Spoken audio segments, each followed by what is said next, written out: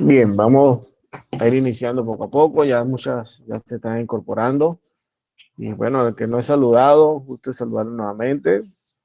Eh, Bienvenida a la clase de hoy. ¿Sí? Vamos a ver entonces, vamos a ver, espera un momentico. Un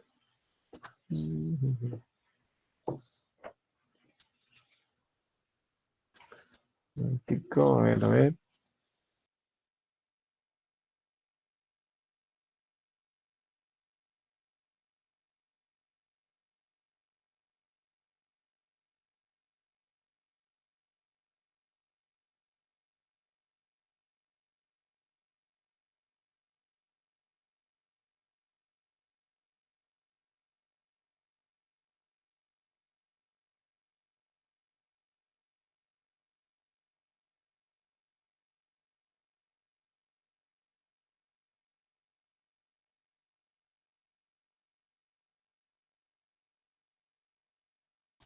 Muy bien, mi gente, bueno. Están viendo en pantalla un artículo que está ahí, ¿verdad? Que dice, eh, ¿para qué sirve la filosofía? 10 citas que lo explican. Quisiera detenerme en la tarde de hoy y casualmente en la mañana conversaba con otro grupo de filosofía y que tiene que ver también con la educación, pero en esta semana me pasó algo curioso que me hizo hacer una pausa, detenerme. Y en esa pausa que estoy haciendo es como reorganizar algunas estrategias que voy a hacer en la plataforma a partir de mañana, Dios mediante. Y es que siempre me he cuestionado y en el diálogo cuando uno es docente, uno siempre aprende de los alumnos, ¿verdad? Y bueno, me gustaría escucharle, ¿qué desean? O sea, ¿qué desean ustedes llevarse de la filosofía? La semana pasada nos presentamos cosas así, la antepasada creo, sí, la semana pasada, y, pero ¿qué se quieren llevar ustedes de la filosofía? ¿Qué desean aprender ustedes como docente en formación? ¿Qué desean aprender a lo largo de este tiempo de filosofía? Les escucho a ver.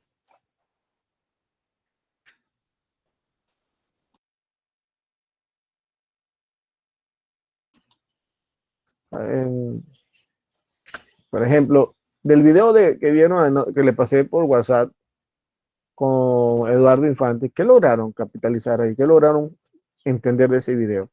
¿De qué hablaba Eduardo en ese particular? ¿Alguno de ustedes lo vio para empezar? ¿Lo vieron? Profe,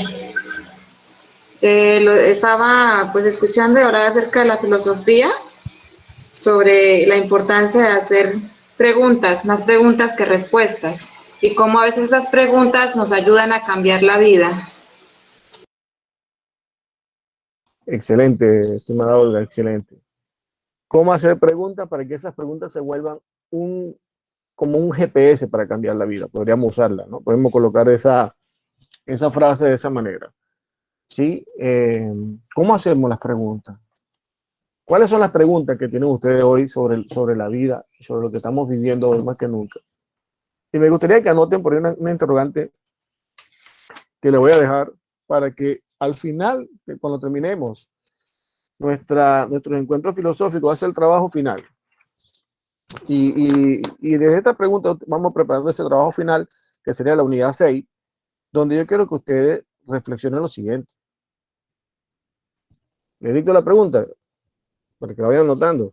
Y aunque también la plataforma lo va a colocar, pero me gustaría que la copien ahorita para que, si es posible, si se permite, usted y yo podamos discutirlo un poco en la clase también de hoy.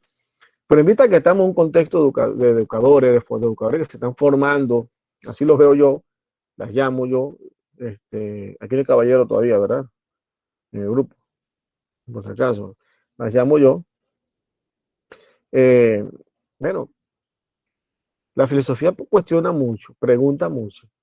Y la pregunta que le hago a ustedes, ¿cómo miran la educación hoy en Panamá? ¿Cómo piensan ustedes la educación hoy? ¿Cómo desean que sea la educación de Panamá? ¿Cuáles son los retos que la educación de Panamá ha recibido a lo largo de la pandemia? Les pregunto. sienten que la educación en Panamá ha recibido un reto a la luz de la pandemia? Les pregunto. Profe, yo considero que la verdad sí ha sido un reto porque, bueno, obviamente no todo el mundo cuenta como con la facilidad de ya sea tener aunque sea una computadora. Hay muchas Ujú. personas que conozco que no tienen computadora y se tienen que conectar por celular. Hay personas que hasta no tienen ninguna de las dos. Entonces siento que sí ha sido un reto y bueno, considero, y bueno, hablando por mi experiencia con la educación que he recibido, ya sea de esta universidad, mi otra universidad, que, o sea, creo que los centros educativos han hecho lo que pueden para poder seguir con la educación de los jóvenes, ya sea a nivel de escuela, a nivel de universidad, a nivel de, o sea, posgrado, pero sí considero que ha sido un reto porque no todos tenemos, no contamos pues con las facilidades que muchos tienen o puede que la facilidad que tenga yo, la persona a mi lado no la tiene, la persona en otra clase conmigo no tiene lo mismo que yo, entonces considero que sí, pues ha sido un, como, sí, ha sido un gran reto para Panamá, pues.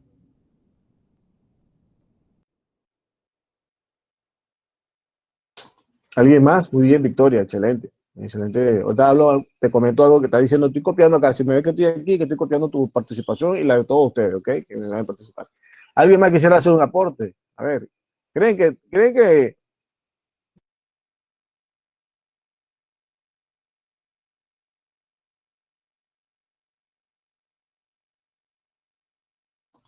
a ver, alguien levantó la mano que no, no lo pude ver? A ver.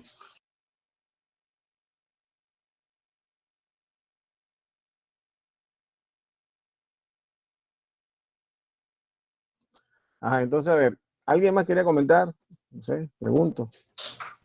¿Alguien más Profesor, que iba a comentar? siento que Ajá, ajá. hasta para los profesores también ha sido un reto, porque esto de la plataforma para muchos profesores es algo nuevo que tuvieron que investigar, empaparse más para poder así transmitir.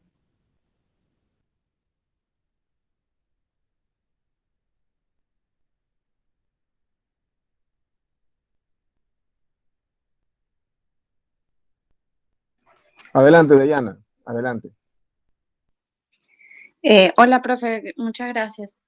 Yo creo que, o sea, sí, el reto fue súper positivo en ambos sentidos, más allá de la consecuencia negativa de lo que esta situación nos afectó a todos, porque impulsó tanto a los estudiantes como a los profesores a crear nuevos recursos, a adaptarse a la vanguardia de la tecnología, pues, y son cosas que no solamente funcionan en esta situación, sino que en realidad han debido implementarse mucho antes porque generan bastante ganancia en el proceso educativo a todos los niveles, tanto el universitario como desde los más pequeños. Yo particularmente vivo las dos situaciones, o sea, soy madre de un niño que está cursando segundo grado y ha funcionado perfecto, aprendió a leer, aprendió a escribir de manera virtual, cosa que jamás me hubiese imaginado que podía lograr. Y bueno, estoy empezando la universidad, algo que no me imaginaba que iba a poder lograr a distancia.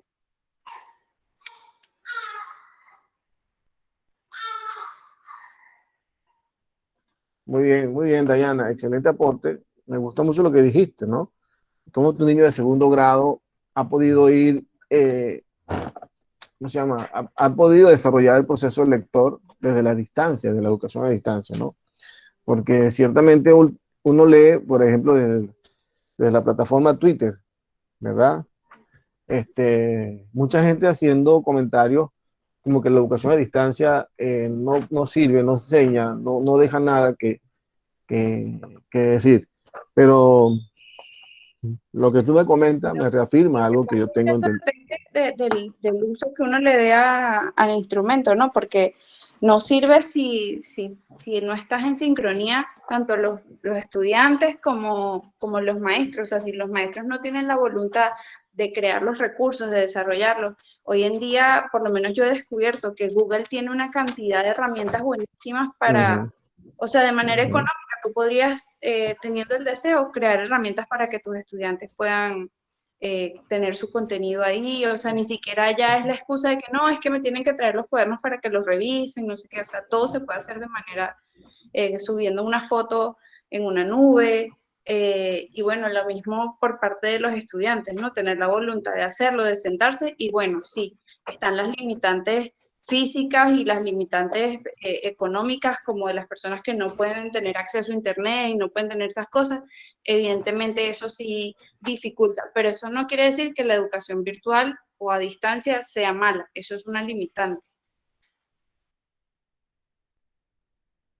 Muy bien, excelente, Dayana, tu intervención. Muy bien. Eh, ¿Creen que la educación virtual o a distancia ha sido simplemente una circunstancia por el momento de la pandemia o era algo, o era una realidad que ya existía, pero que simplemente no le habíamos dado la importancia para ella? Le pregunto. Yo creo que ya, o sea, ya la educación virtual ya era como que, ya era una cosa, pues, por así decirlo.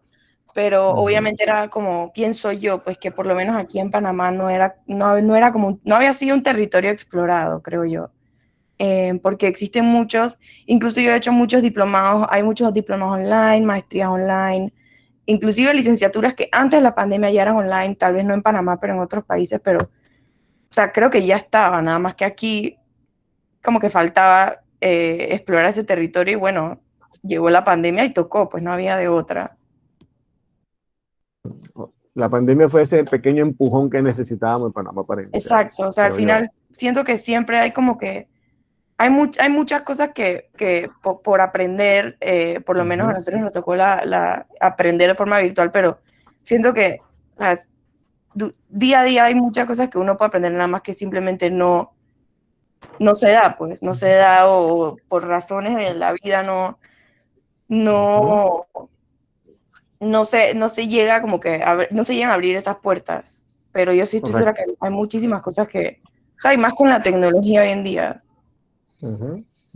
Totalmente. Totalmente, Victoria.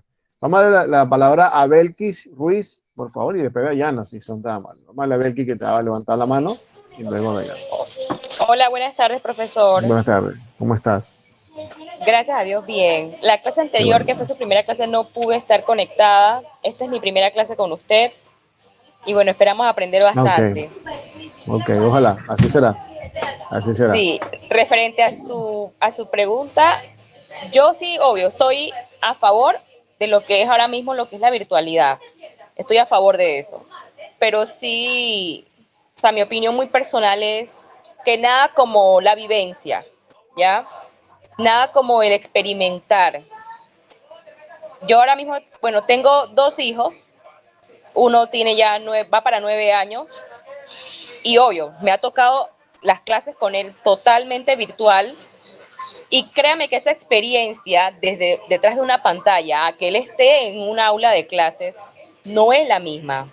El colegio es totalmente inglés, o sea, todas las asignaturas son en inglés. Y créame, en casa soy yo la que está con él en este tema. O sea, que no es lo mismo compartir un ambiente de casa que un ambiente escolar en donde todos los niños, hay unos que saben más el idioma, otros no, pero me explico. O sea, esa experiencia en vivo no se compara a una virtualidad. Es lo mismo que leer. O sea, Exacto. leer un libro online no es lo mismo que un libro cuando usted lo agarra en sus manos, ¿me explico? O sea, son experiencias distintas. Pero en efecto, sí estoy a favor de la virtualidad porque, bueno, no nos ha tocado de otra y a la vez es algo que ya se utilizan en países de primer mundo. Correcto, correcto. Muy bien. Excelente, Belkis, ¿no? Excelente. Sí, gracias, profesor. Dayana, adelante. Cuéntame. Disculpe, profe. Es No, que para nada. cuando la compañera anterior, no Belkis, sino la anterior intervino, Victoria. comentó algo que me pareció súper, o sea, me recordó uno de los temas que vimos en la materia anterior, que fue enfoque histórico, y cuál es como que había una reflexión e invitaba, o sea, o nos decía que cómo Panamá ha evolucionado respecto a otros países en temas de educación. Y ser corta mi opinión, es como que cuando ves las barbas de tu vecino arder, pon las tuyas en remojo. Si Exacto. tú imitas las buenas prácticas de otros países o de las personas que están en la vanguardia, definitivamente eso no es por gusto. O sea, si esas personas ya están en la tendencia o en la evolución de algo, pues vale la pena practicarlo y vale la pena implementarlo. Y a pesar de que la situación fue forzada, que nos llevó a eso, es bueno que lo implementamos. Nos habíamos tardado en hacerlo. Y también estoy de acuerdo con lo que dice la compañera. Por supuesto que no se compara la experiencia física y real de asistir a un aula de clase y todo respecto a lo que es virtual. Pero como la situación era sí o sí, qué bueno que tuvimos una solución y no fue un paralizar la educación de todos los niños o de todo el país durante 1 o 2 años mientras esto se resolviera, ¿no? Sino que al menos, mal que bien, tuvimos una solución. Exactamente, muy bien, exactamente. Excelente, Dayana, muy buena intervención. Anet Villamonte, creo que se había levantado la mano, adelante.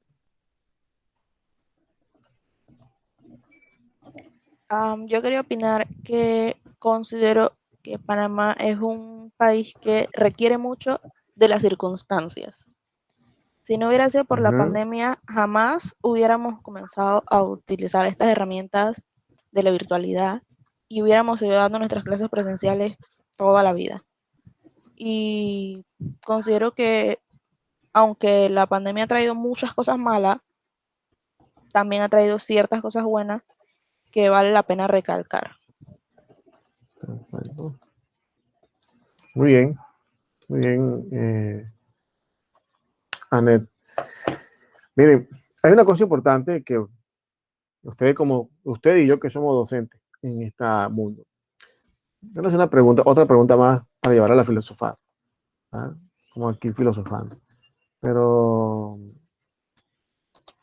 por ejemplo, ¿ustedes creen que la educación en tiempo de pandemia ha logrado generar o abrir vínculos entre la familia y la escuela? Les pregunto.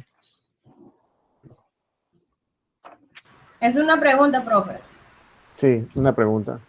Totalmente. ¿Creen que Totalmente se han generado vínculos, porque, sí. o sea, ahora nos vemos en la necesidad de intervenir, de involucrarnos con las cosas que los estudiantes, bueno, dígase de nuestros hijos, o sea, la persona que sea responsable de los niños, ¿no?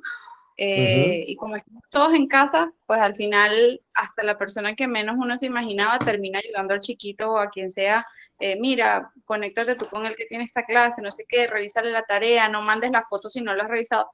A lo mejor antes, como era todo presencial, el niño iba y venía con la mochila, la tarea, todo mal, hasta que llegaba a final de lapso de trimestre y te das cuenta de que el libro, bueno, era un desastre y que no había revisado nada.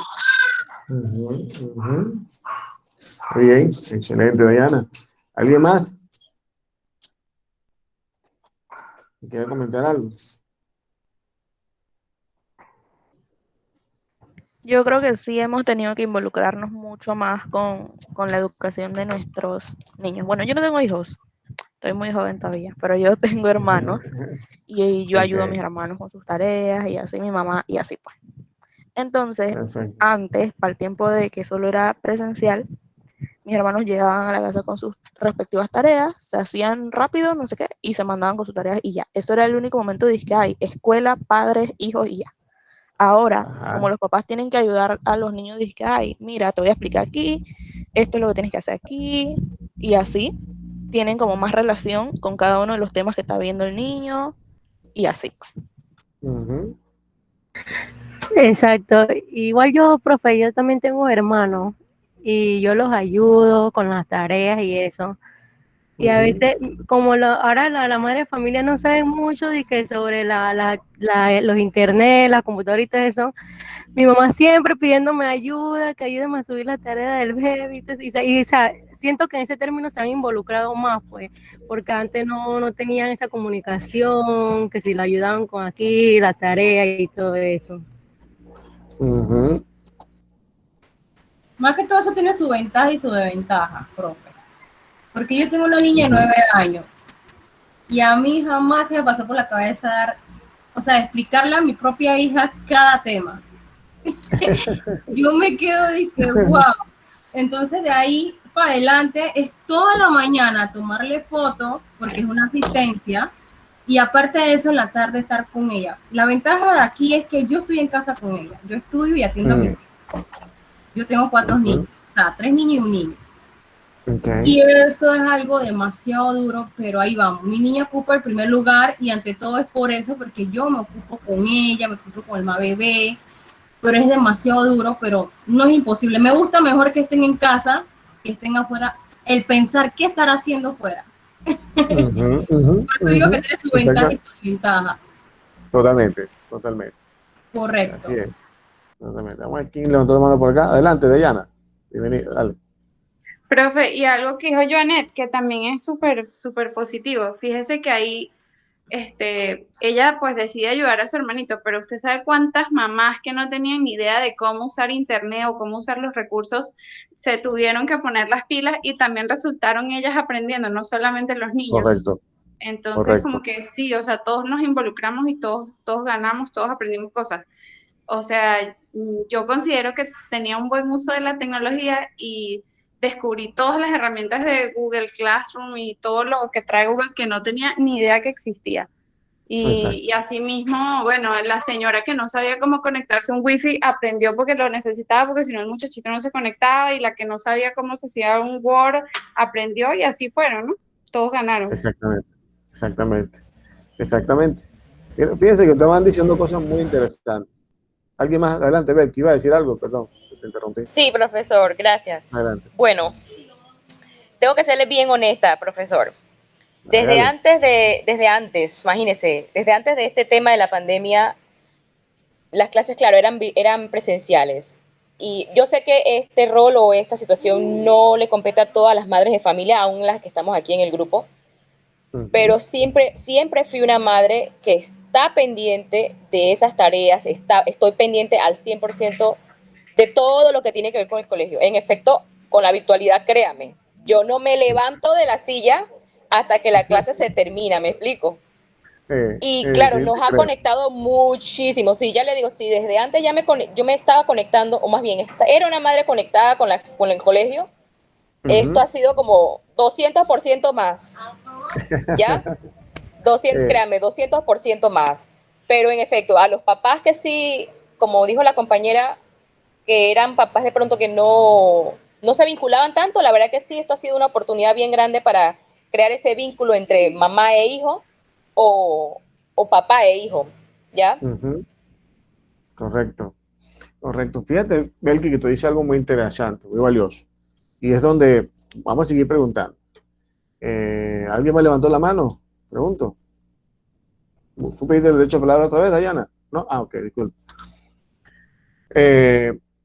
Fíjense cómo vamos viendo el hecho de filosofar desde la educación. Estamos haciendo filosofía en la educación. Estamos analizando los contextos que la pandemia nos ha colocado y le he hecho varias preguntas que van a ser parte y me gustaría que a lo largo de esta semana que nos iremos encontrando desde esta materia, la vamos a dándole a Honduras, perdón, o sea, vamos ahondando en ella, profundizando desde esta experiencia tan rica que ustedes están manifestando. ¿Qué quiero decir con esto?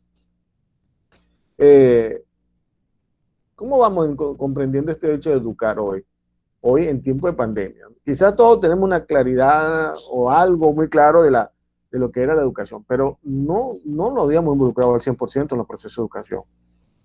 No me habían visto, o quizás no habíamos visto mucho las dos caras de la moneda.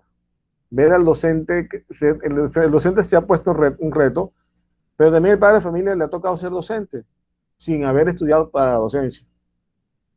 ¿Ok? Pero hemos visto las dos caras de la moneda, el lado humano de la escuela. Y cuando hablo del lado humano lo veo desde el punto de vista incluso de las limitaciones que todos confrontamos. No es que la escuela está acá y la familia acá, o a la inversa, la familia acá y la escuela abajo, no. Es un trabajo mancomunado. Las críticas, las maneras que yo he leído de cómo los detractores de la educación, siempre me pregunto, ¿qué saben de educación? ¿Sí? Miren, en el año 2010, este servidor que le habla tuvo la oportunidad de hacer una especialización, de estudiar con la Organización de los Estados Americanos para ser tutor virtual.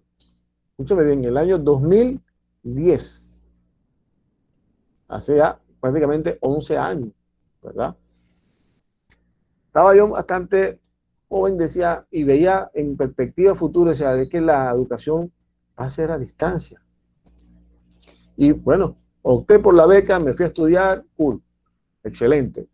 Ya en el 2010, en esos tiempos que estaba con la Organización del Estado Americano estudiando, la especialización en docencia, en tutoría virtual, perdón, ya se hablaba de que para el año 2020 iba a haber un cambio sustancial en la educación y que medianamente iba a tener una semipresencialidad.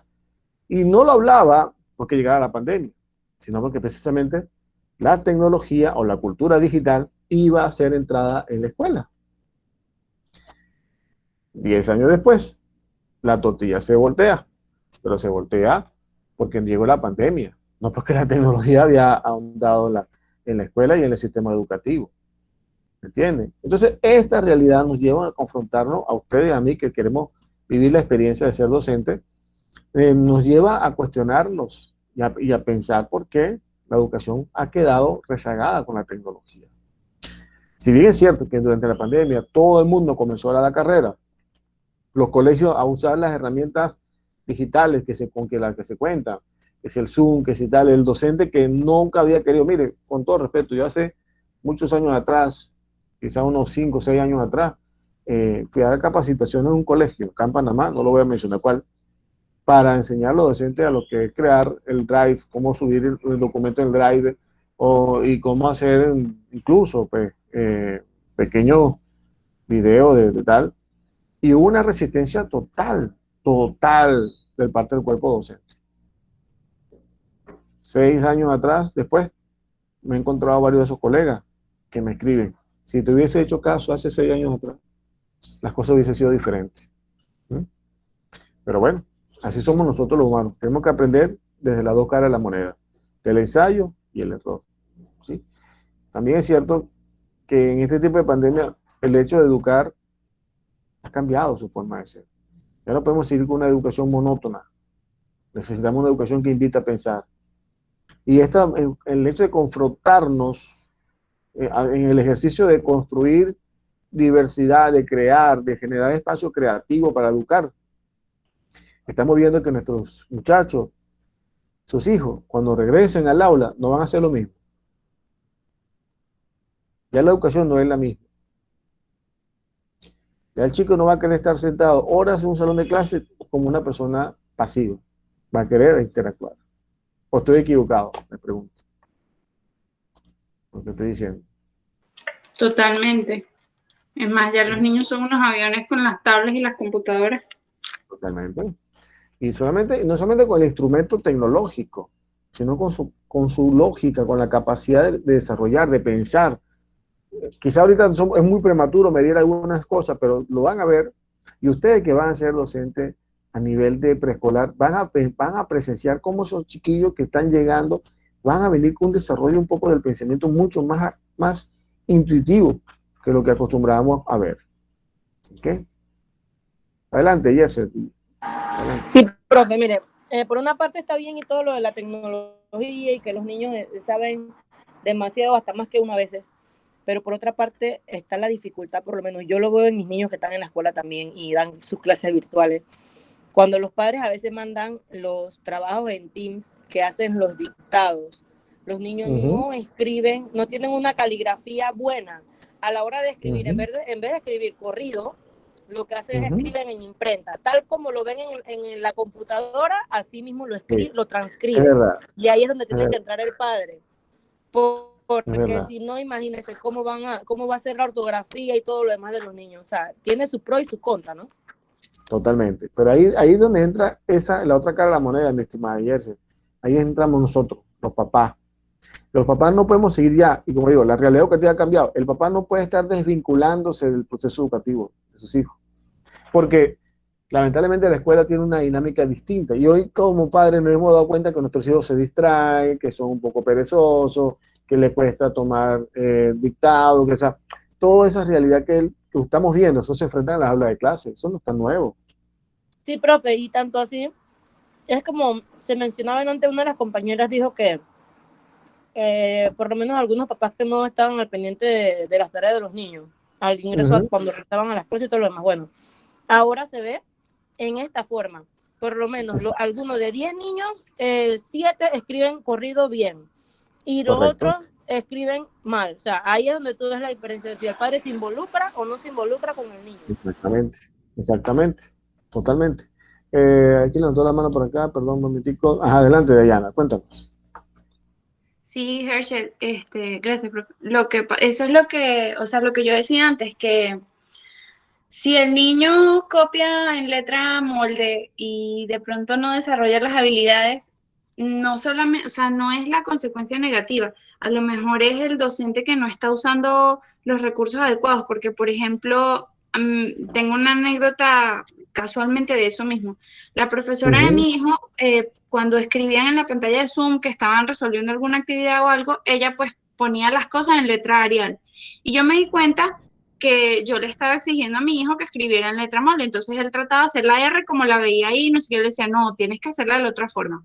Como 2 o 3 semanas después, yo vi que la profesora se descargó una letra en la computadora, que no es una letra de Word ni que trae PowerPoint, sino que te las tienes que descargar de una página con tipografía caligráfica, o sea, con la precisión de cómo debía ser. Y eso ayudó muchísimo a los niños. Entonces todas las mamás escribimos en el grupo como que, ay, qué bueno que hicieron eso, no sé qué.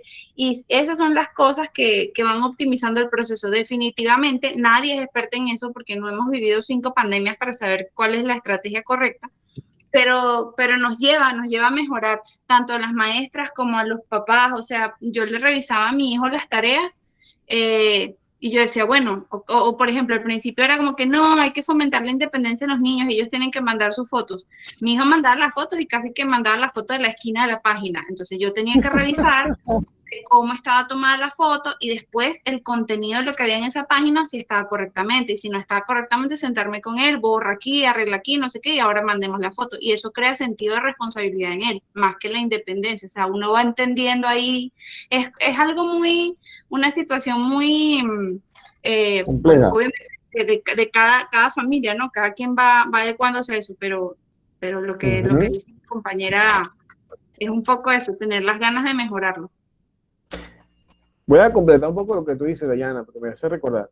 Es que los chicos y nosotros también, papá, estamos desarrollando habilidades, estamos incorporando al proceso de educación o educativo, estamos complementando nuevas habilidades, aprender a tomar fotos, organizar la información, cómo colocar, que eso en la educación tradicional no se hacía, pero que era necesaria. Y el hecho de que uno pueda mirar otras habilidades de la casa, de que estamos compartiendo, cómo hacer esto, te va fomentando unos nuevos valores o te va refrescando nuevos valores. O sea, como repito, una vez que volvamos a la presencialidad, ya la educación no puede ser la misma. No puede ser esa que tú te sientes, yo hablo como un loro. No. O sea, la educación ya ha ido agregando cosas que necesitaba hacerlo. Este tipo de habilidades.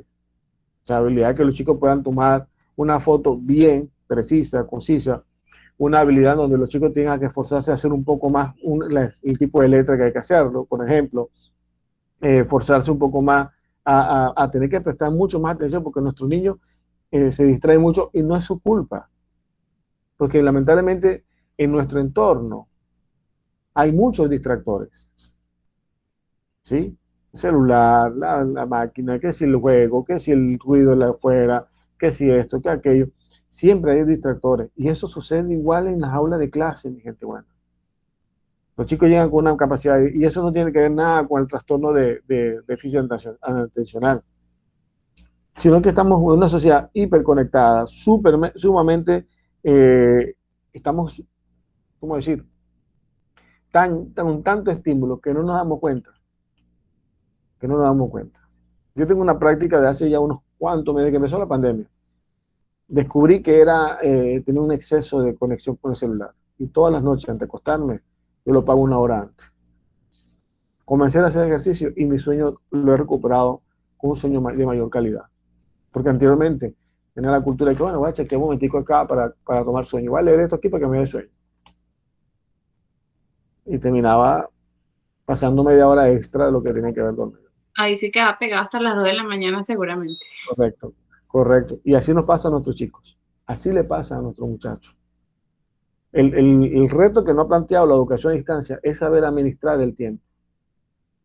Y nos ha impulsado a dominar un factor importante, la investigación. Comparto, creo que decía Dayana, ¿no? Creo que Dayana, ciertamente en la web hay muchísimo espacio para crear investigación, muchísimo. Espacio como los Wikileaks, espacio para crear blogs, espacio para escribir, para un Padlet, una cosa así. Esos son espacios que nos ayudan a nosotros a construir saber. Hay que explotarlo.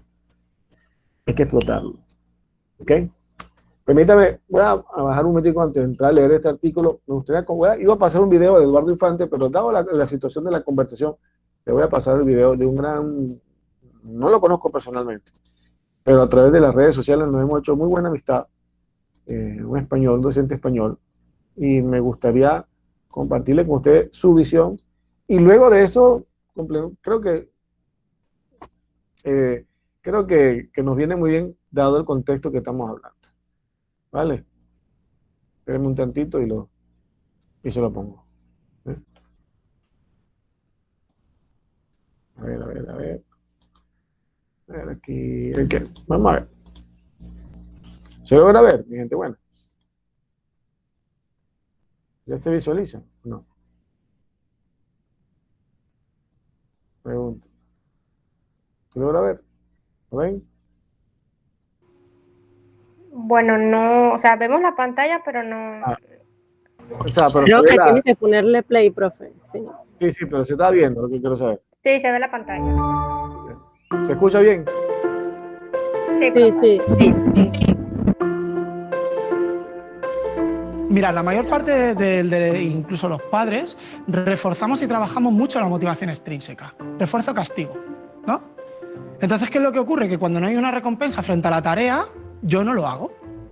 Y yo he tenido casos en la universidad este año, sin ir más lejos, en el que ha venido un alumno y me ha dicho, oye, profe, ¿pero esto entra?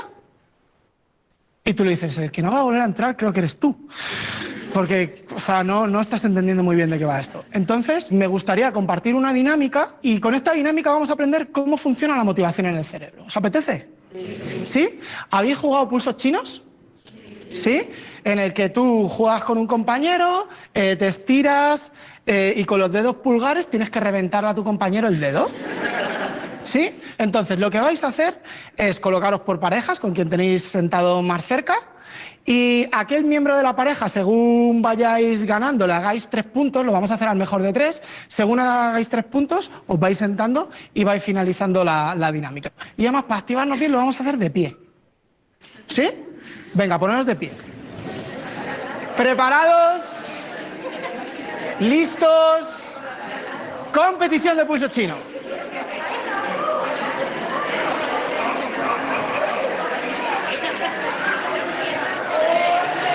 Pulso chino sin fracturas de brazos. ¿Ha ganado?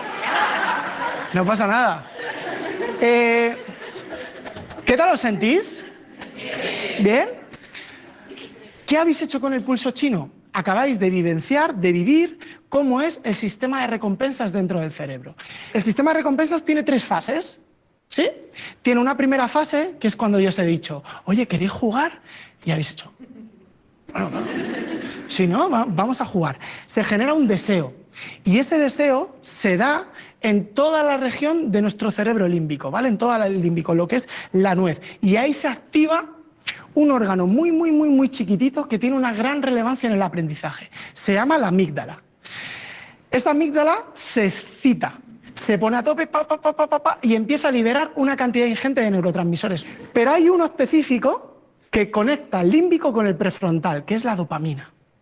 Entonces hay una invasión de la dopamina a la corteza prefrontal y aquí se inicia la segunda fase, que es la fase de la acción, la que habéis puesto en juego para poder desarrollar el pulso, para poder vencer al compañero o la compañera que tenéis enfrente. Y habéis puesto en juego todas y cada una de vuestras funciones ejecutivas. ¿Alguien de aquí no ha inhibido un impulso? ¿Sí? ¿No habéis tenido una automotivación por, venga, voy a ver si... ¿Sí? ¿Ha habido un autocontrol emocional cuando vas perdiendo 2-0, estás a punto de perder la partida, ¿verdad? Hay una organización, planificación de las acciones, ¿verdad? Yo voy organizando a ver cómo puedo hacerlo y en función de eso planifico y ataco, ¿verdad? Hay una flexibilidad cognitiva, porque yo tenía pensado una acción determinada y cómo el compañero juega me hace cambiar a mí y ponemos todas esas funciones ejecutivas en el juego. Y hay un momento en el que le revientas el dedo y se lo revientas. Y ahí viene la tercera fase, que vuelve, hay un retroceso en el sistema límbico. Vuelve otra vez al sistema límbico y esto es lo que llamamos el sistema de recompensa, que va, viene y vuelve. Y se vuelve a activar todo el cerebro límbico y hay una liberación de un neurotransmisor que es maravilloso, que es probablemente el que me invada a mí cuando yo termine este rato con vosotros, que es la serotonina, que te deja planchado. ¿Sí? Es decir, que en cualquier experiencia de aprendizaje o no, hay que generar un deseo, debe llevar implícita una acción en el que el alumno sea agente de su propio proceso de aprendizaje, esté activo y, por último, que esto se nos olvida muchas veces, obtenga una satisfacción en la tarea. ¿O a alguno de vosotros y de vosotras os gustan las cosas que se os dan mal? Pues a los alumnos tampoco. ¿Sí? Nos gustan las cosas que se nos dan bien. Si sabemos que algo le encanta al cerebro, es cuando asociamos el placer a una tarea.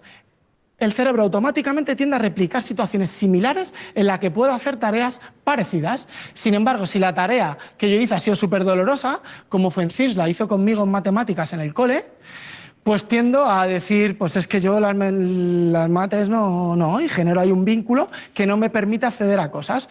Por eso sufrí tanto, esto es un secreto, sufrí tanto con toda la parte de estadística en la carrera, ¿vale? Sufrí un montón porque mi autoconcepto estaba debilitado.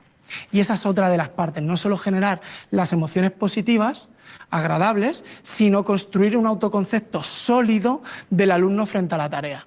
Y ahí, sin duda, el alumno se enfrenta motivacionalmente a la tarea y, como veis, está muy vinculado con la parte de la mentalidad de crecimiento, la mirada del maestro, y todo esto hace que los alumnos tengan una motivación de logro para la tarea y desarrollen una función ejecutiva de la perseverancia para alcanzar esos objetivos a largo plazo que muchas veces tanto les cuesta alcanzar en esta era de sobreestimulación, que todo es ahora, inmediatamente y ya.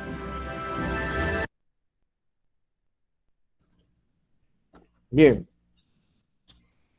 Bien. ¿Algún comentario al respecto? ¿Qué nos deja de enseñanza el video? ¿Qué nos pone Chema en el contexto de ese video?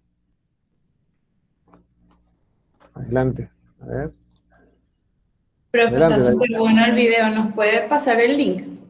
Con gusto, claro que sí. Se lo paso por el grupo, por supuesto.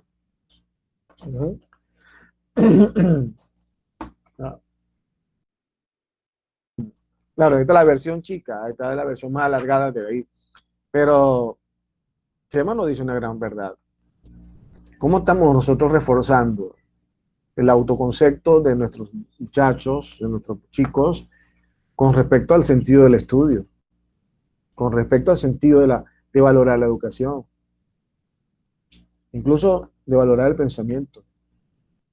Yo estoy pasando un momento muy difícil ahorita en mi casa con mi hijo y ¿cómo explicarle? Estoy pasando un momento tan difícil en el sentido que yo soy docente, trato de ser, a mí me encanta dosificar, es decir, yo no soy docente que me gusta, aquí en este programa tenemos que verlo todo, no, a mí me encanta de que vamos a dosificar, me gusta ser constructivista, o sea, un video que nos pueda abrir el horizonte del pensamiento y luego un texto que nos pueda contribuir y ver cómo enlazar una cosa con la otra. Ese es mi estilo. Yo tengo ya 18 años trabajando en este mundo de educación y me ha permitido eso. Y las dos versiones donde trabajo, que soy filósofo, pero también tengo mi área de literatura y trato de combinarlo. Y yo le confieso que no sé qué amo más, si ser filósofo o si ser en el área de literatura, no lo sé. Pero trato de disfrutar ambas partes. ¿Y a qué llego con esto?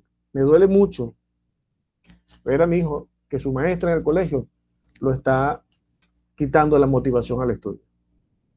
Duele mucho ver un maestro que a esta altura del partido, tú sea ofensivo con tu alumno. en este tiempo de virtualidad. Pero muestra un botón. Ayer yo escuchaba, y no sé, ¿qué hubiesen hecho ustedes? Lo voy a poner. ¿Qué hubiesen hecho ustedes que ustedes están en el cuarto, escuchando en la clase de su hijo? Y la maestra diga, a mí no me importa que si tu papá o sea maestro y tu abuelo son doctores en matemáticas, pero aquí tú haces lo que yo diga porque así es el estilo que estoy haciendo y punto. ¿Cómo le hubiese reaccionado usted? Les pregunto. Terrible, profe. Ahí ya usted se da cuenta de que tiene que cambiar al niño de colegio, Totalmente. porque eso no le va a aportar nada en su futuro.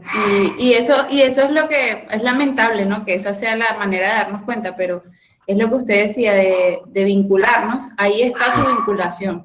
No solamente en revisar una tarea, sino en darse cuenta de la calidad de personas que rodean a su hijo, porque si esta situación no fuese así, usted jamás hubiera escuchado eso que le dijeron a su hijo, porque dentro de las paredes de un aula de clase eso no iba a llegar a sus oídos. Pasan muchas cosas. Y yo, sin embargo, no dije nada. No intervení. Me quedé tranquilo. Pero le dije a mi hijo, no te preocupes. Maestros hay muchos. No, docentes hay muchos. Maestros hay pocos. Así.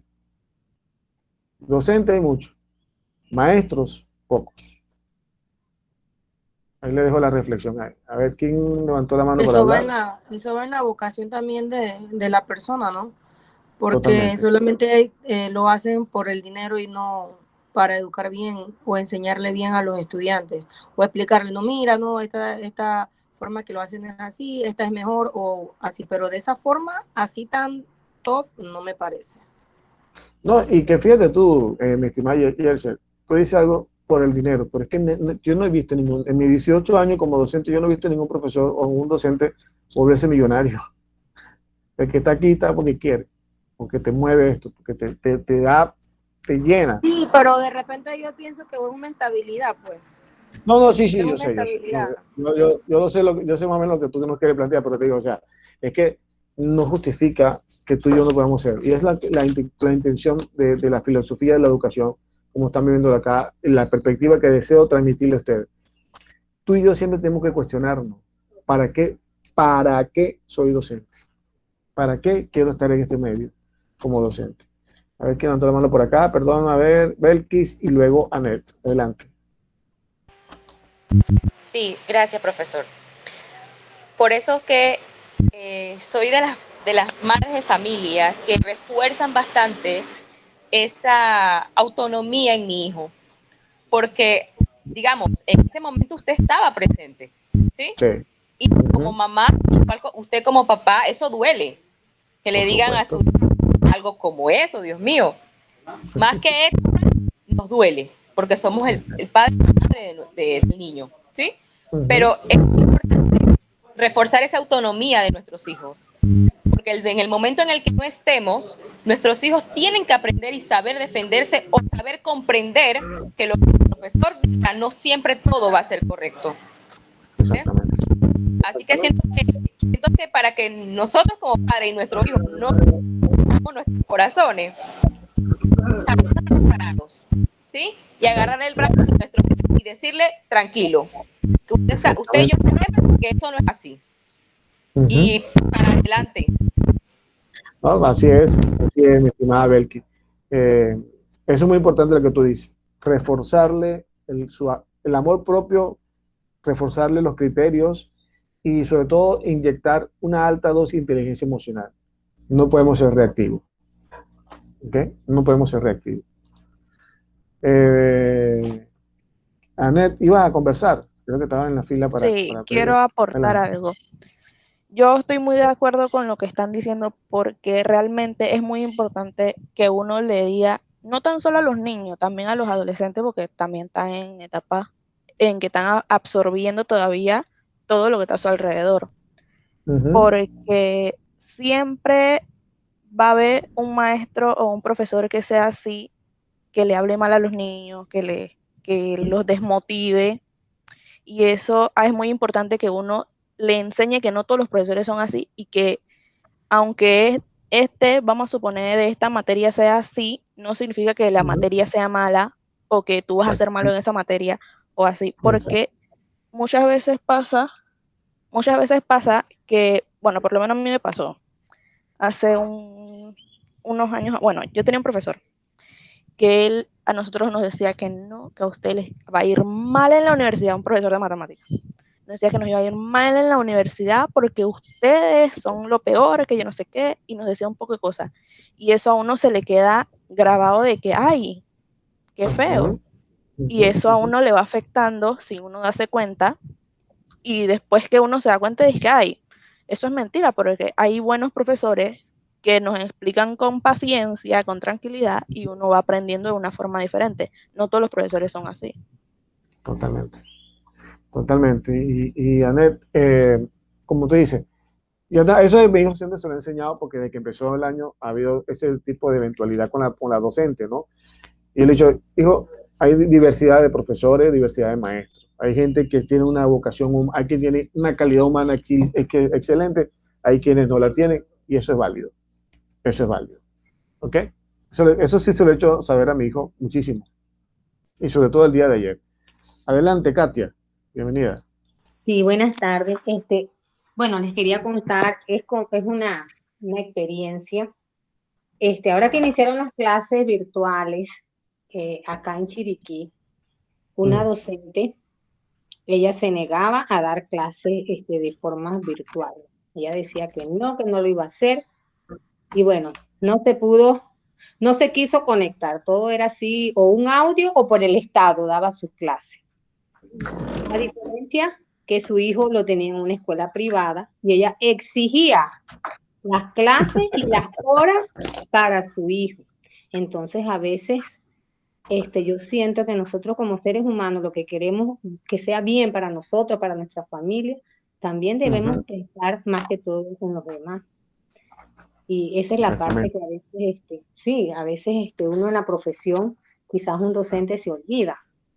Que así como uno quiere que lo traten a uno y que traten a sus hijos, así mismo uno debe tratar a las demás personas. Exacto. Exacto. Y fíjate, tú que dices algo muy cierto. Yo, por ejemplo, no me jacto, pero sí algo que el profesor Daniel tiene en su vida, es que así como usted me conoce a mí, me ha ido conociendo en estas dos clases, así soy yo en mi vida personal. Tranquilo, pacífico, con mucho respeto, con mucha decencia. ¿Okay? Ayer yo podía dejarme llevar por lo reactivo. Pero, no. Porque el daño no se lo hace mi hijo, se lo está haciendo a la persona que está tomando esa acción. Mi hijo tiene apenas 10 años, no importa, bueno, va creciendo. Y uno en la vida, usted y yo no sabemos, la vida da mucha vuelta. Usted no sabe si mañana esa persona que usted trata mal, hoy, puede ser su salvoconducto para mañana. Eso no lo sabemos. ¿Cierto o falso? Entonces, Sí es. en la vida, a mí me ha enseñado la vida y así trato. Yo no trato mal, trato de no tratar mal a nadie.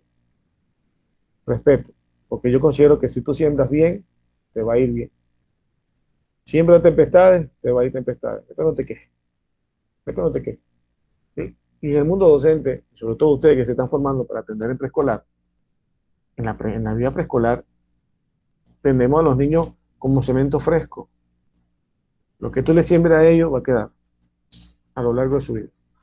Su experiencia en preescolar va a marcar su adaptación en la primaria y después en el bachillerato y después en la universidad. ¿Ok? Y eso es lo importante que usted y yo tenemos que rescatar, pensar. Y a nivel de la filosofía, lo que yo deseo hacerle ver a ustedes es que no dejen de reflexionar, no se dejemos llevar por los impulsos, no dejemos llevarnos por esa capacidad de reacción, de ser reactivos, de que todo de un grito, no. Muchas veces, en el peor conflicto, la mejor arma que tú puedes hacer es el silencio prudente y esperar el momento oportuno para poder llevar a una reflexión y a un diálogo de mayor altura. Obviamente, lo que pasó ayer con mi hijo, obviamente tengo que sentarme a hablar con la docente y con la directora. Eso claro que tengo que hacerlo. No porque sea mi hijo, sino porque tú no puedes seguir abriendo más grietas a la educación de la que ya tiene. ¿Me entiendes? Por encima que sea mi hijo está la educación. O sea, tú como docente, yo me exijo Y si yo falto en algún momento de esta clase a faltar el respeto a alguno de ustedes, recuérdenmelo. Pero yo trato en la medida de lo posible ni ser grosero, ni ser ofensivo, ni nada por el estilo. Porque sí sé que el impacto de las palabras de un docente en el sujeto es muy fuerte.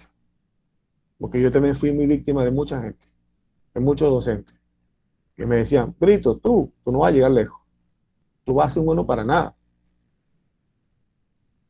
Yo me encontré con muchos profesores que me decían así.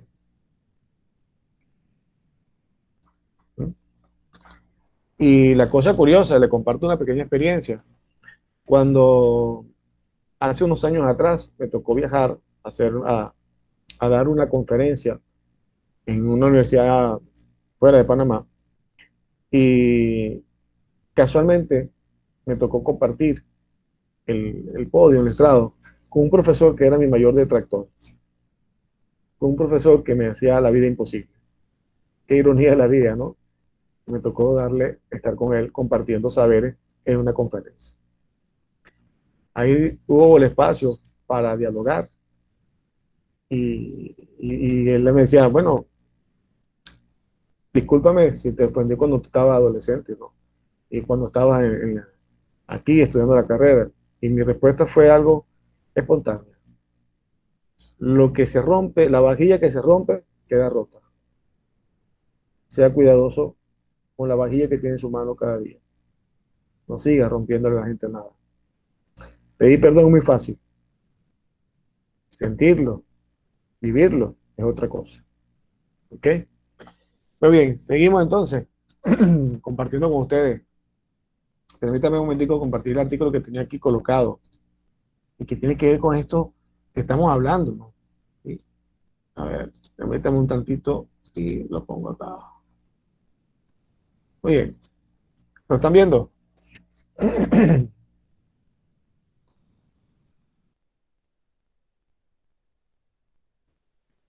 Bien. ¿Lo logran ver aquí?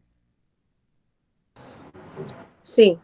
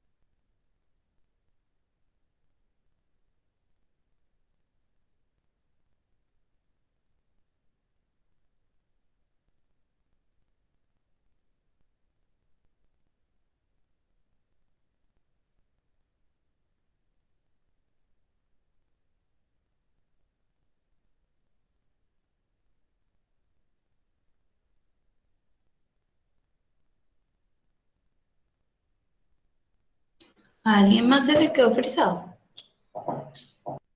Sí. Ay, sí. Blanca acá. Pensé que era yo. ¿Qué será que mi wifi se fue? Sí, yo también revisando. Se salió el profe. Dios, pues sacrémonos así yo. Se me cayó el wifi. Ya Da regresé. igual.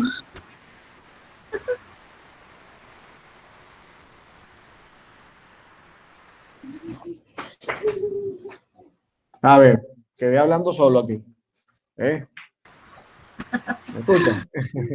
Sí, profe. Sí, profe. Perdón el asunto, pero no sé. Por donde estoy viviendo hay mucha lluvia y a veces la lluvia genera este tipo de interrupción. A ver. Bueno, le decía que mucha gente nos cuestionamos, ¿no? Si la filosofía sirve o no. Y lo que yo siempre creo que todos nosotros acá somos filósofos, todos. Ahora, que una persona se dedique a estudiarla de manera más académica es otra cosa, pero todos somos filósofos por naturaleza, todos, todos. Pero me gustaría que le pongan voz a este fragmento. Me gustaría que alguno de ustedes lo lea. Y pues nada, vamos viendo qué nos dice acá este artículo. Adelante. ¿Quién se anima?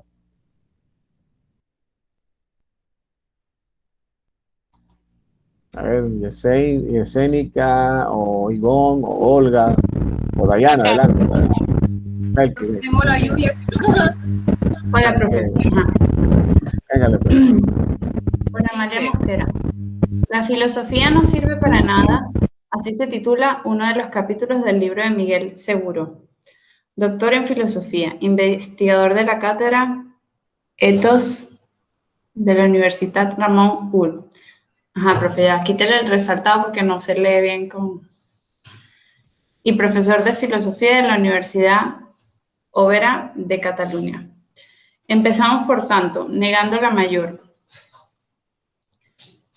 Todas las enmiendas a la filosofía desembocan en esta afirmación. La filosofía no sirve para nada, escribe Seguro en La vida también se piensa, publicado por Herder.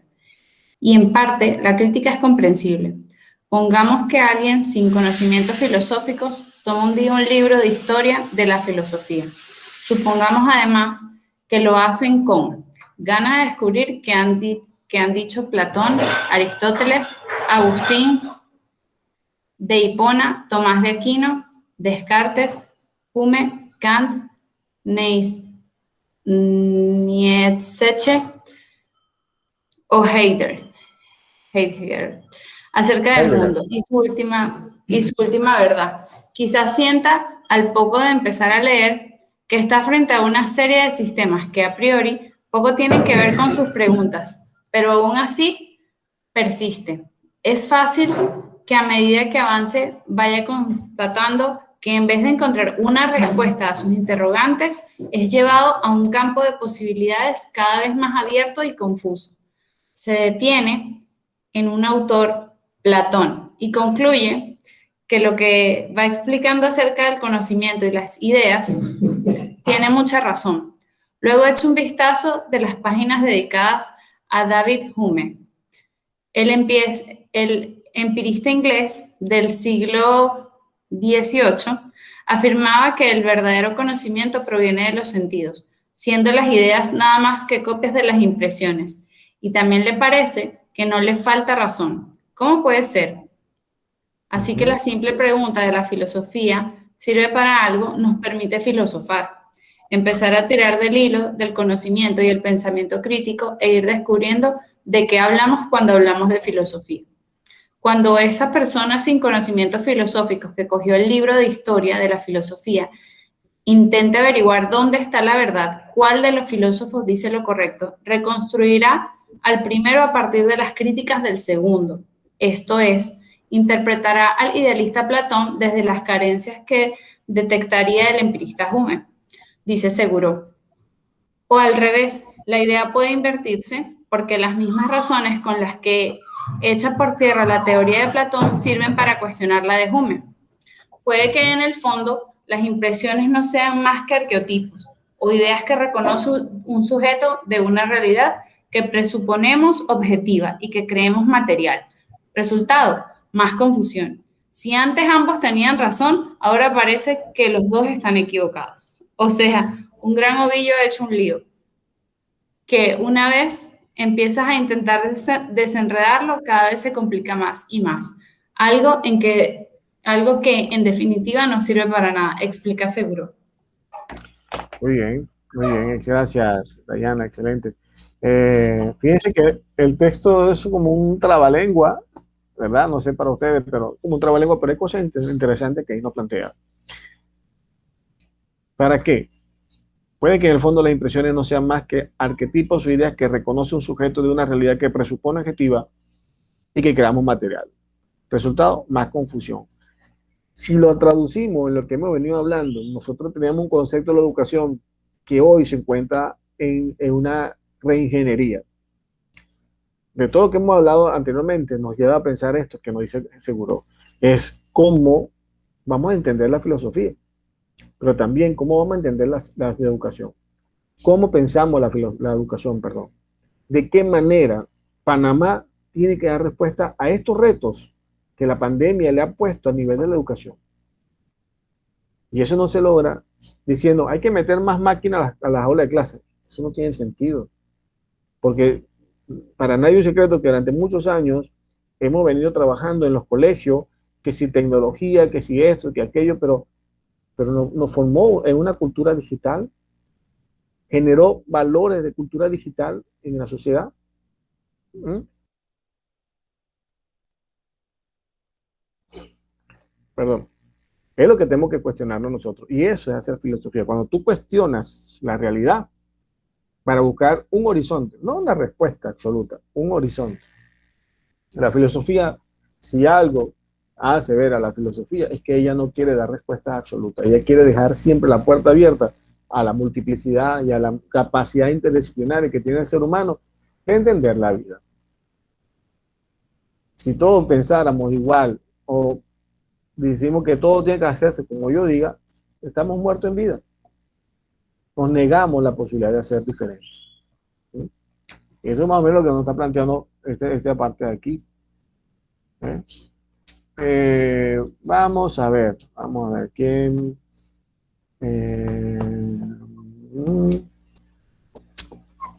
A ver, me gustaría bajar acá un momentico. Vamos a buscar aquí que me gustaría.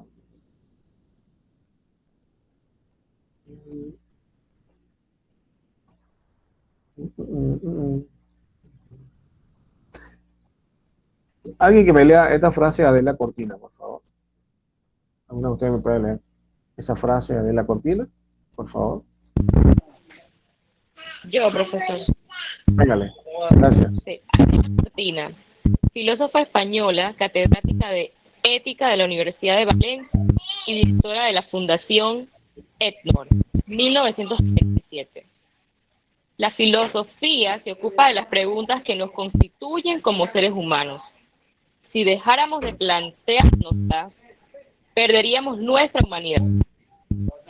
Exactamente. Y eso es lo que yo deseo que ustedes y yo rescatemos. Le hago una pregunta. ¿Ustedes han escuchado hablar de una educación humanista? ¿Les suena ese concepto a ustedes? Pregunto. ¿Han escuchado hablar de esa palabra? ¿Le ha sonado? Educación humanista. ¿Nadie? ¿Ninguna? No. Yo no. No, profe. Pues bien, ¿no? Hay una corriente de teoría de la educación que habla de una educación humanista, una educación donde el centro sea el ser humano, por ser el ser humano. Nuestra Universidad UMESI se caracteriza por ella. Estamos hablando de un ciberhumanismo, o sea, cómo integrar todo el mundo digital a esa humanización del ser humano. Es decir, que la digitalización no te robe la capacidad de ser humano, de ser, y que nos caracteriza a ti y a mí por ser seres humanos, por ser pensantes, por ser seres pensantes que se cuestionan frente a la vida. Hoy, creo que ahorita mencionaba alguien acá, decía que bueno, es que en la pantalla le quita, le roba, pero la pantalla siempre ha estado presente últimamente en nuestra vida. Muchos de nosotros, o muchos de ustedes han ido creciendo con las pantallas encima, con esta evolución de la tecnología. Y quizá hoy la educación, de todas estas circunstancias que estamos viviendo, es un momento que nos está planteando la vida para que recapacitemos y digamos y rescatemos el arte de pensar. El arte de pensar. Tan necesario, tan vital. Porque, perdón, para mí, para el profesor Daniel, creo y estoy convencido que si tú no te cuestionas frente a la vida, la vida no va a tener sentido. Le hago una consulta. ¿Creen que las dificultades son espacios para pensar y para actuar o simplemente para convertirnos en víctimas? Cuéntenme. A ver. ¿Las dificultades son para hacernos mejor ser humano o para convertirnos en víctimas? ¿Qué piensan ustedes? Adelante. Pienso que son para hacernos mejor ser humano y pensar bien las cosas, depende de la situación que pasemos, pues, pero no para hacernos víctimas. Es como un aprendizaje. Exacto. Y te pregunto, Herschel, ¿y esa experiencia que tú estás viviendo, que has logrado superar, puede servir para hacer una clase? Sí, cómo no, porque le puedo ayudar a otras personas que estén pasando por el mismo problema para que puedan superarlo, porque hay personas que de repente es como se dice que hay personas que son de mente débil, como dicen algunas personas, aunque yo pienso que no, que todos somos iguales, solamente la forma de ver el problema y tratar de hacerlo más llevadero, pues. Así que Muy pienso bien, que sí. muy bien, excelente, Jackson. Excelente. Y eso, complementando lo que dice Jesse, cuando yo soy capaz de comprender al otro por su circunstancia, porque ya la he vivido, no será eso que tú y yo llamamos, le pregunto para todas, pues, no será eso que ustedes y yo llamamos ponernos en los zapatos del otro. Le pregunto. Así es. Se puede decir también, creo que la palabra que también cabe allí es empatía. Empatía, muy bien, excelente, muy bien. Ahí vamos entendiendo. Adelante, Dayana. Me quitó la palabra de la boca, justo iba a decir eso, es empatía. Empatía. Bueno, excelente. Y es ahí donde quiero ir centrando la mirada. La filosofía quiere que tú y yo seamos empáticos con la existencia, con todo lo que nos sucede, empático. Porque la empatía no es simplemente tener una sensación o un grado de emocionalidad, no. La empatía es saber ponerme en el lugar del otro porque ya yo estuve allí. Y eso es lo que tenemos que hacer tú y yo los educadores. Si yo estuve allí y sé los tragos amargos que a veces sucede con un comportamiento, con palabras hirientes, ¿por qué lo voy a repetir? ¿Me siguen? Por eso es interesante ver la filosofía en el mundo de la educación. Yo no puedo repetir a otro los tragos amargos que he vivido, porque ni él es responsable de eso, ni tampoco yo. Pasó y pasó. Adelante, Dayana. Y, o sea, valioso si lo viviste y tienes la elección, pero si no lo has vivido, también justo en eso se trata la empatía, de no esperar a vivirlo o a generarle la marca al otro sin ninguna necesidad, entender las circunstancias por las que pueda estar pasando, las habilidades que tenga esa persona, no todos, o ese niño, no todos aprenden de la misma manera, ni con las mismas niveles de velocidad o alcance, pues cada ser humano es diferente y aprende de una manera diferente. Totalmente. Y aprendemos de nuestra manera labor es diferente. como acoplarnos y buscar la manera de sacar el mejor potencial de cada uno de esos estudiantes de acuerdo a sus habilidades, porque habrá uno que, bueno, le gusta aprender con la música y resulta que así, bueno, entonces a ese lo estimularemos y le mandaremos a hacer el trabajo que es relacionado con la música y al otro con las matemáticas y así, ¿no? Aunque sea un tema de filosofía que no tenga nada que ver, pero siempre hay que tratar de buscar las herramientas que ayuden a tu estudiante a eso. Exactamente. Exactamente. Y mira, mi estimado, usted acaba de decir algo interesante. El problema es que a veces nosotros miramos una clase y simplemente nos da miedo salirnos del compás porque no sabemos cómo maniobrar. O quizás nos opacamos para no, que es que no quiero que me vayan a regañar. Fíjense, yo tenía muchos años que no daba clase en un colegio, mucho tiempo. Y este año decidí volver a la experiencia, me provocó volver a la experiencia y se me abrió la oportunidad. Y nada más y nada menos que en la comunidad judaica. Si hay algo bien difícil, trabajar con la comunidad judaica. ¿Mm? Y fui descubriendo en estos días, estos pocos meses que he estado con ellos, cómo cada niño tiene un proceso cognitivo totalmente diferente. Uno es más visual, otro más de auditivo, otro es tal. Pero eso me ha enseñado a mí a mirar y a tener también un poco más de empatía con mi ser docente, con mi ser de vocación como docente. Porque voy descubriendo que así como ellos tienen su proceso, su proceso gradual para entender muchas cosas, yo también la tengo. Y que uno puede nunca olvidarse de dónde tú vienes. No podemos olvidarlo. El ser docente no está aquí, tampoco abajo, sino aquí. Y la experiencia que he tenido con ellos todas estas semanas ha sido muy valiosa, que es lo que me hizo llevar a plantearles las interrogantes que estoy haciendo a ustedes. Darle clase virtual, verlo a ellos, una realidad totalmente muy difícil para ellos, pero algo que me ha hecho valorar es que realmente la educación tiene dos caras de la moneda. Hay gente que de repente le falta un equipo y tiene ganas de estudiar, y hay mucha gente que tiene todos los medios para hacerlo y no le da la gana de estudiar. Las dos caras de la moneda. ¿Entiendes? Y es que la educación no se mide por el estrato social, se mide por la actitud del individuo que quiere que desea y que busca en la educación un proceso para desarrollarse existencialmente y poder seguir incorporándose al mundo, al mundo y a la sociedad que está moviéndose. La educación me transforma. Si la educación no me logra a mí transformar, entonces he perdido el tiempo. Creo yo. No sé qué opinan ustedes. ¿Okay? No sé qué opinan ustedes. Profesor, Mande.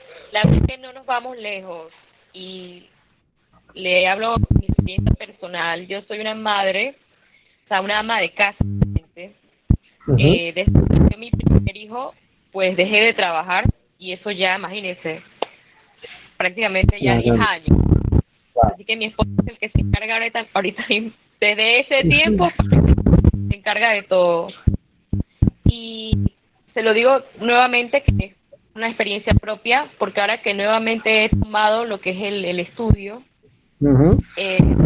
tomé 2 años de psicología, después volví a salir casada, pero bueno, le puse pausa al estudio, y ahora he tomado nuevamente este camino de lo que es esto, aprender, ¿sí? Perfecto.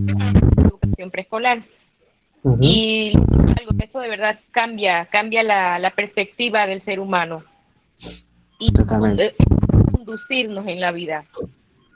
A pesar que ha sido virtual, pero uno sigue adelante, ¿me explico? Claro. Claro. Le agradezco a Dios, primero que nada, esta oportunidad, o esta segunda oportunidad que me está dando de volver a aprender. Porque el conocimiento, dice, es poder, profesor. Totalmente. El conocimiento es poder, sí, es poder de transformación interna.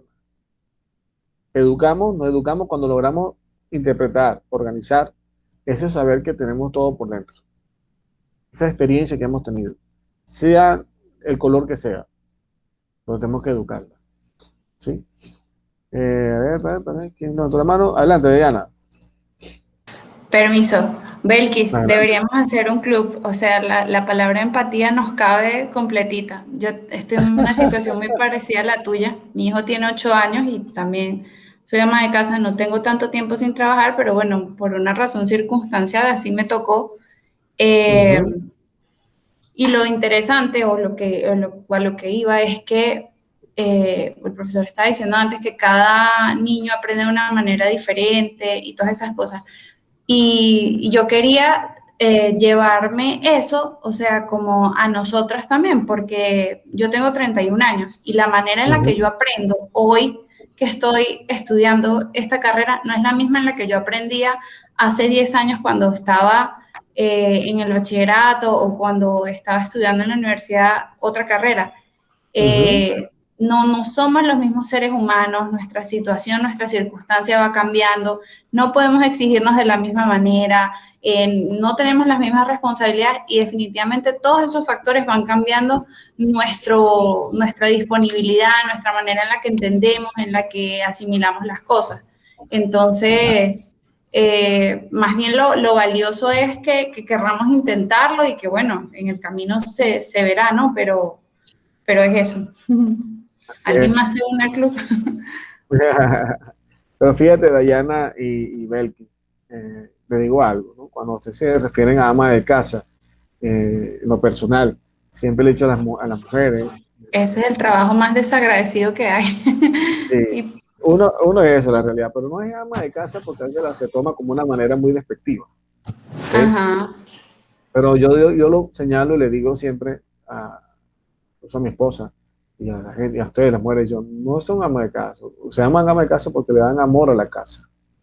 Es desde el amor que ustedes hacen a darle a cada situación del hogar, lo que permite que sea hogar. Sin ese amor, no hay nada. ¿Me sigue? Y por eso que yo lo relaciono ama de casa. Ella ama la casa, ama el hecho de ser la luz de la casa, aunque muchas veces nosotros los esposos, y me incluyo, porque no voy a ser la excepción, voy a decir que soy la excepción, no. Pero a veces los esposos y los hijos no somos lo suficientemente agradecidos con tanto bien recibido de la mano de las mujeres que cuidan la casa. ¿Okay? Eso lo veo así yo. Eso lo hago ver a mi esposo también, eso lo hago sentir también a mi esposa, que ella es el amor de la casa, la que nos da el amor, la que nos da el cariño, y la casa se hace más humana cuando hay ese amor de ustedes, pues, como mujer. Y eso también es la parte de la educación. La educación es una manera también de mirar, la educación para mí es una madre, y es la que nos va a enseñar, nos va a educar con ese amor filial, pero también con un amor humano que te busca que tú tengas independencia en lo que tienes que hacer. ¿Okay? Es lo que puedo aportar en el día de hoy. Muy bien, mis estimadas. 4:30. Vamos a ir cerrando un poco la clase de hoy. Y me gustaría escuchar sus comentarios. ¿Cómo se sintieron la clase de hoy? ¿Qué cosas se pueden llevar de importante o de valioso en la clase de hoy? Que se escucha para ver. A ver.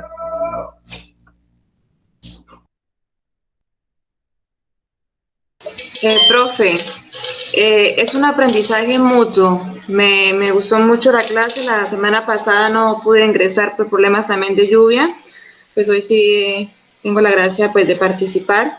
Y esa metodología que usted ha usado de pregunta y cómo las compañeras y todo, hay una interacción, lleva realmente a enriquecernos mutuamente, tanto usted como docente y nosotras que estamos pues en este caminar. Ahí vamos aprendiendo muchas cosas, entonces muy agradecida y pues con la gracia de Dios continuar en esta materia. Así espero contar también con tu apoyo la próxima clase y estar acá con tu presencia, que para mí eso es valioso. ¿Okay? Ay, bueno, profe, muy amable. Tranquila. ¿Alguien más que quiera comentar algo que se lleva? Yo este artículo se lo voy a pasar por WhatsApp ahorita, como también el video de Chema. Yo le invito a que vea el largo, esta es la versión chica. Y si ustedes usan Twitter, pueden buscarlo y escribirle. Él es muy buena gente. Él es muy accesible. ¿Sí? Así que cuando lo pueden escribir.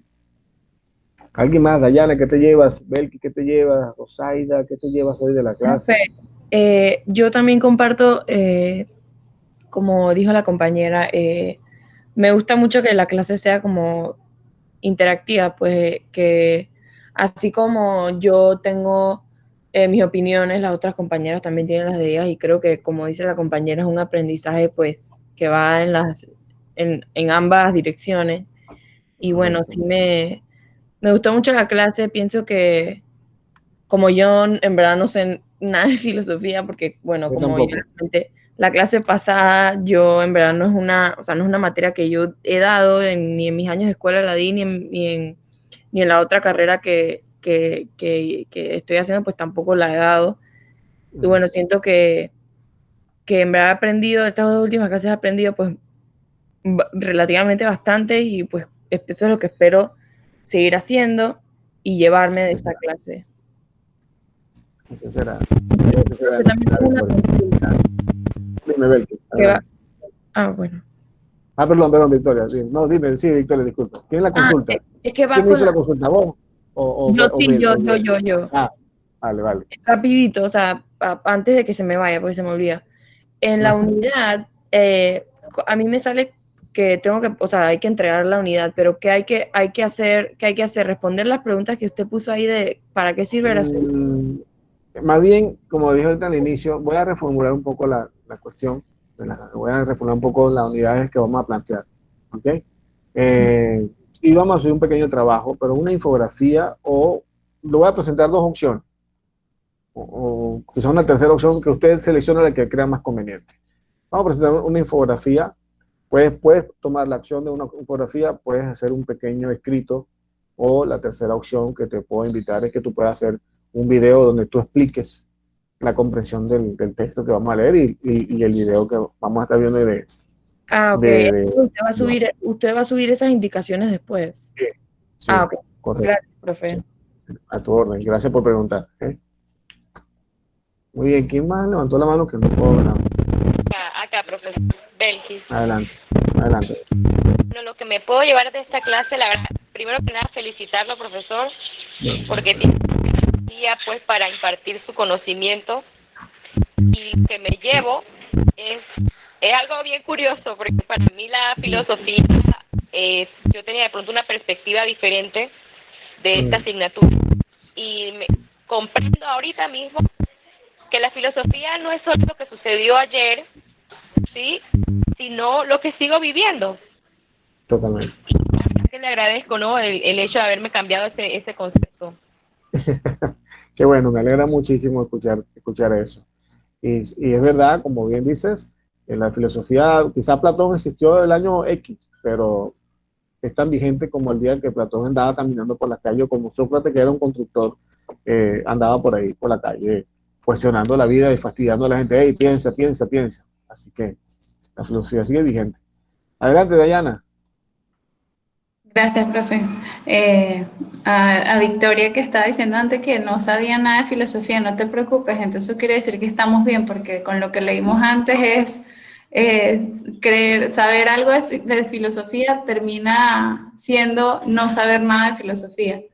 Y es Así como es. dice la compañera Belkis, o sea, la filosofía más que pensar en lo que, bueno, sirven los fundamentos de los grandes pensadores, pero es entender cómo va la vida y cómo funciona y todo eso. Así que Así muchas es. gracias y también felicidades, profe, porque de verdad que bien agradable la clase.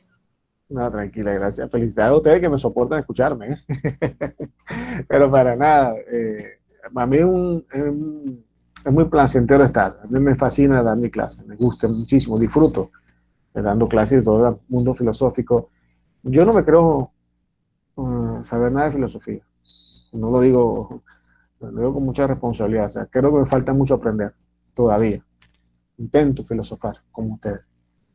Con ustedes y junto a ustedes. Adelante, María Victoria.